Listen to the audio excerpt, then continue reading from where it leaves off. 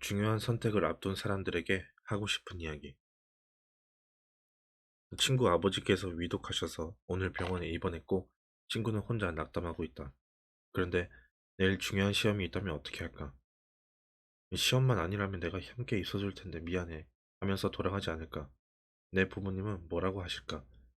아마도 잘했다고 그렇게 하는 게 현명했다고 하지는 않으실까? 과연 시험이 가장 중요한 걸까? 그렇게 생각하는 게 맞는 걸까? 많은 이들이 감명 깊게 보았다는 인도 영화 새 얼간이는 진학과 취업에 대한 이야기지만 나는 이 영화를 제대로 된 선택에 관한 영화로 받아들였다. 공부하는 방법의 선택, 진학에 대한 선택, 진로 선택, 결혼 선택, 비슷한 DNA를 가지고 크게 다르지 않는 환경에서 자라도 무엇을 선택하느냐에 따라 각자의 인생은 많이 달라진다. 선택은 무엇에 기준을 두느냐에 따라 달라질 것이다. 볼펜 한 자루를 사도 독특한 디자인이냐, 선호 색상이냐, 실용적이냐에 따라 달라진다. 저마다 취향과 개성이 달라서 생산, 생산되는 물건들은 대부분 다품종 소량 생산 방식이다. 그런데 이런 시대의 흐름에는 아랑곳하지 않고 우리는 인생에 대한 선택만은 아직도 소품종 대량 생산 방식을 고수하고 있다. 학과보다는 학교 이름이 더 중요하고 공부의 즐거움보다는 학위가 더 가치 있다. 결혼에서도 사랑이 가장 중요하다고 생각은 하지만 결정적인 순간에는 돈을 선택하거나 돈이 많은 사람이라면 사랑하지 않아도 만날 수 있다고 생각하는 이들도 적지 않다. 새 얼간이의 주인공 란초는 여주인공 피아와 약혼자 수아스를 똥꾸라고 부른다. 수아스는 인도 최고의 공대를 졸업하고 석사 학위까지 받았지만 봉급을 많이 주는 미국계 은행을 직장으로 선택했다. 피아와 결혼하기로 한 것도 사랑해서가 아니라 피아가 유명한 대학 총장의 딸이자 의사이기 때문이다. 란초는 수아스가 손익계산서에 의한 인생을 살고 있기에 똥꾸라는 별명을 붙였다.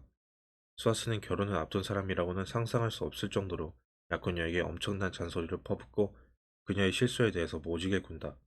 그런 모습에서 그녀에 대한 사랑은 전혀 느껴지지 않는다. 란초는 피아 역시 수아스를 사랑하지 않는다고 지적한다. 그녀가 무슨 뜻이냐고 묻자 그와 함께 있을 때 바람에서 휘파람 소리가 나요? 달이 더 크게 보이나요? 하고 되묻는다. 그녀는 그런 일은 영화에서나 볼 수 있다고 말하지만 란초는 진짜 사랑에 빠지면 그게 현실이 된다고 말한다. 나 역시 란초의 말에 동감한다. 사랑을 시작할 때만큼은 그 정도는 되어야 사랑이지 싶다. 불꽃을 태우며 시작해도 지내다 보면 시들해지는 게 사랑인데 그 정도도 없이 시작하는 사랑은 좀 시시하다. 전후 좌우 재가며 손익을 따지는 것은 사랑과는 거리가 멀다. 피아는 사실 란초를 사랑했지만 란초가 떠난 후 결국 수아스와 결혼식을 올리는 그녀. 란초의 친구 라주는 결혼식장에서 그녀에게 란초가 있는 곳으로 도망치자고 한다.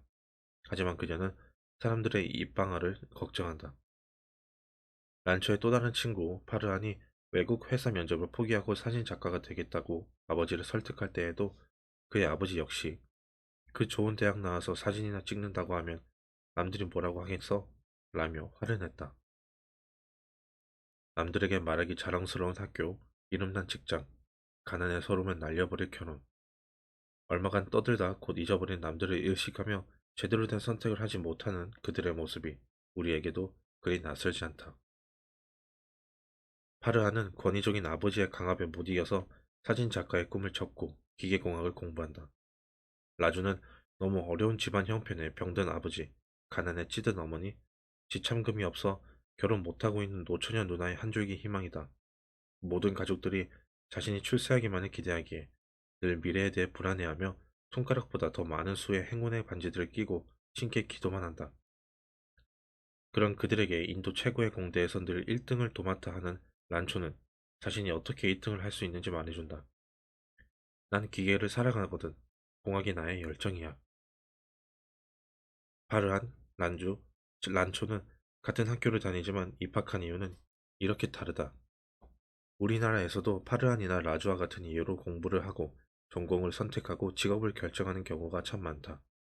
그 영화가 우리에게 그토록 와닿았던 이유도 이처럼 공감할 수 있는 부분이 많았기 때문인가 보다. 가난의 고통, 서로를 지나치게 의식하는 사회 구조는 인도나 한국이나 크게 다르지 않다. 집안의 발전과 가족의 평안을 위해서 자신을 희생하려 했던 라주와 파르안처럼 우리도 그런 선택을 너무 당연하게 여기고 있는지도 모른다. 돈도 많이 벌고 자신의 꿈도 이룬다면 좋겠지만 둘 중에 하나만 골라야 한다면 자신의 꿈이어야 한다. 물론 집안 형편이 아주 어려워서 가족을 위해 희생하는 것이 난 자신의 제일 가는 목표라면 가족으로서 의무와 책임을 다하는 것이기에 나쁘지 않은 삶이고 장한 일이다. 그러나 부모님이 나 때문에 고생하셨는데 나에게 거는 기대가 크신데 정도의 막연한 부담감으로 내가 원하는 바와 너무 다른 삶을 사는 것은 진짜 효도가 아니다. 어느 부모든 자식이 행복한 것이 가장 중요할 테니 말이다. 직업도 결혼도 내가 진짜 행복한 길을 본인이 잘 알아야 한다. 나 하고 싶은 대로 살자는 것이 아니라 소중한 내 꿈을 말하는 것이다. 내 삶을 통해 내가 무슨 일을 하며 세상에 어떤 영향을 주느냐는 매우 중요하다. 여기에서 말하는 영향은 거창한 것이 아니다. 평범한 직장인이든 옷가게를 하든 변호사가 되든 누가 어떻게 하느냐에 따라 세상에 미치는 영향이 다르다. 우리는 사람에게 영향받고 사람으로 인해 삶의 기준을 세우며 사람으로 인해 변화한다. 그러므로 우리가 어떤 일을 어떻게 하느냐는 결코 개인의 문제만은 아니다. 서로 영향을 주고받기에 내 꿈을 잘 살펴보고 그것을 잘 펼치기 위한 선택을 한다는 것은 세상을 위해서도 참으로 중요한 일이다. 사진 작가가 되고 싶지만 공대에 다니던 파르안이 완고한 아버지를 설득하는 장면은 우리에게 많은 점을 시사한다. 감정적인 행동이 아니라 적극적인 자기 표현과 진솔한 대화로 전한다. 파르안은 자신의 지갑에 든 부모님 사진을 보며 자신의 꿈을 허락해달라고 눈물로 호소한다. 사진 작가의 길을 가게 되면 외국계 회사에 다니는 것보다 돈을 적게 벌게 될 테고 집도 작겠지만 그래도 자신이 더 행복해질 것이라는 걸 부모님께 분명히 말한다. 란초의 말처럼 우리는 교육이 아닌 훈련을 받으며 치열한 경쟁을 벌여왔다. 남을 이기는 일에 집중하며 꿈이 아닌 목표를 쫓아 살아왔다. 대부분 그렇게 살고 있으니 자신의 꿈을 향해 제대로 전진해 보려는 사람들이 영화 제목처럼 얼간이로 비칠 수도 있다. 하지만 진짜 얼간이는 따로 있다. 유명한 대학, 큰 회사, 돈 잘 버는 직업만이 인생의 우선순위라 여긴다면 누구든 진짜 얼간이가 되고 만다. 똑똑하게 다 챙기는 듯 하면서도 진짜 인생을 자꾸 놓치는 얼간이 역할을 하는 셈이다.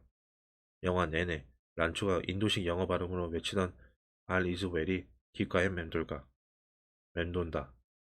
제대로 된 선택 후에는 분명 모든 게 다 All is well이다.